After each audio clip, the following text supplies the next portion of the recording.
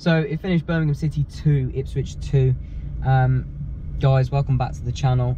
That was exactly what I expect from Blues all the time. Never, ever easy. It's such a cliche for Blues, but we just never make it easy. 2-2, a 2-goal comeback in the second half. It feels much better than a draw. It doesn't quite feel like a win, but it's a good result. By the way, I am filming this while stuck in standstill traffic, so until now. Just bear with me a second.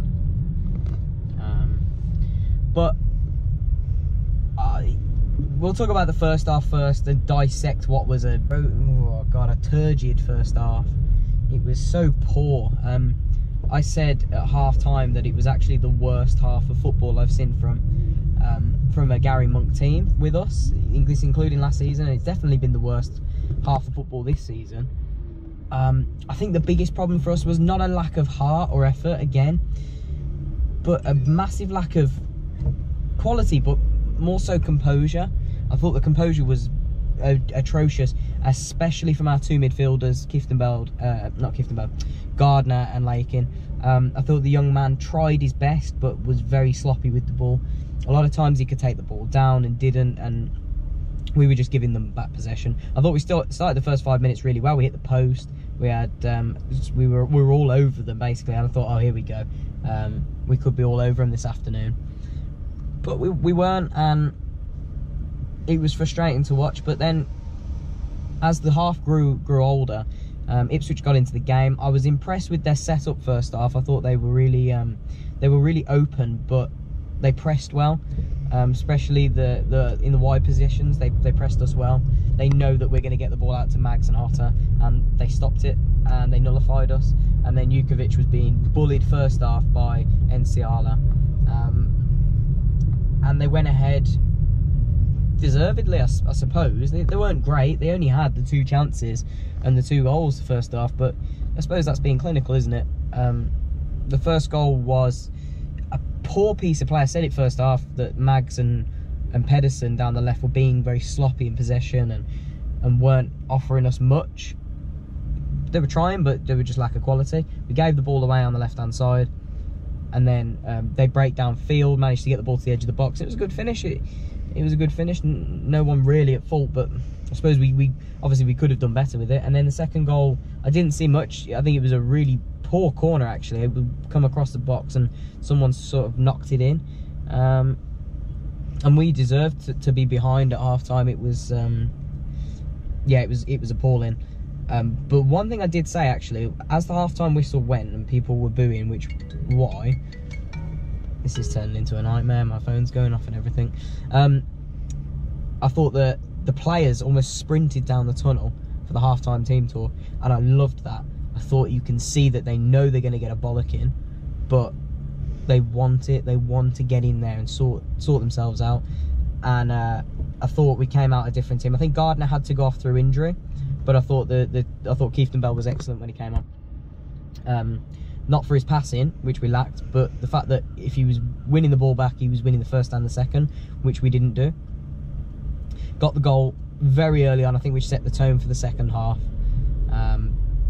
Jutkiewicz, great finish, but also great little reverse pass for by Hotter for Jutkiewicz. Sorry, I am still driving. And they're not looking. People don't watch.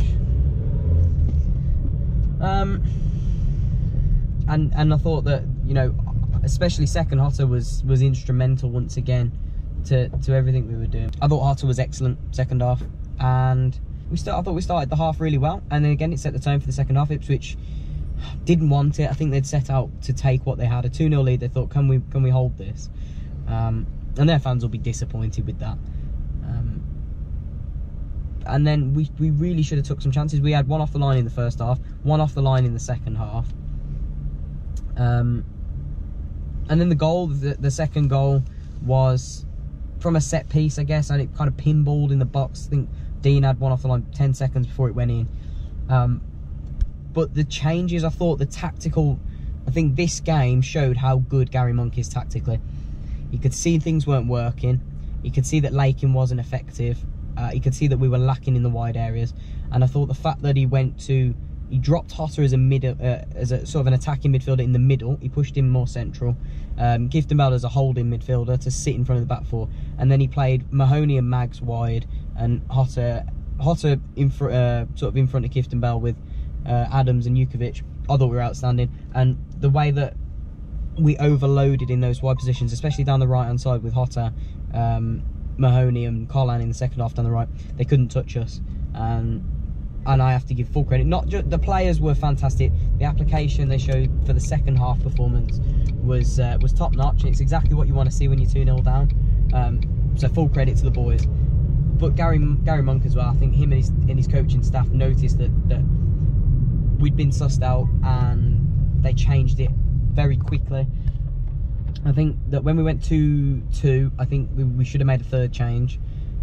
Like Viv Solomon or maybe Bogle. I know people don't like Bogle. I don't particularly like him at the minute, but I thought, especially as well when they went down to 10 men for the last, we had about 6 minutes after they had a man sent off, that we really should have just took a centre half off and put a striker up front and gone all out and just put balls into the box and just tried to cause havoc. But we didn't, and we had the chance at the end with Adams. I didn't see much of it, but he took it down really well. I thought it was handball, but took it down really well, and I think it hit the keeper's face. So we were really unlucky not to win that game in the end.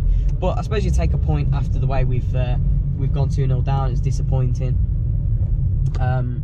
But overall, a solid point. Unbeaten at home still. Unbeaten in 7, I believe, in the league. And I just think it was I think it was just typical Blues. The way you can sum that performance up is typical Blues, really. You know, a team that we've battered West Brom, we've battered Sheffield United, we've battered Leeds, and then gone on to have such a poor first half against joint bottom of the league is Birmingham City. And then to go and pull it back and show a comeback is Birmingham City, summed up. Sorry about the lighting if it goes, I'm parking up. Take this one now into Brentford midweek. Brentford's not going to be an easy game, we all know that. No one's kidding themselves here. And we probably... It's a tough place to go, Griffin Park. We know what they did to us last season. Okay guys, so I am finally home now. I didn't manage to get the last bit of recording in the car. But anyway, it's a game that we need to take into Tuesday and next Saturday now. I think Rotherham at home is a must-win. It's a must-win anyway, regardless of the situation. And Brentford, if we can get something, great. If we can get a draw away, you know, every draw away from home, I think in this league is good. We can go in there and cause them some problems. I really think we can. And then Rotherham needs to be a win. If we can get 4 points from the next 2 games, then we've done really, really well again. Let's not lose Tuesday night, and let's take that into next Saturday now. Guys, if you did enjoy the video, don't forget to leave me a like, and don't forget to subscribe if you're new to the channel. Welcome. And guys, I hope you enjoyed the match, and I will see you for the Brentford preview.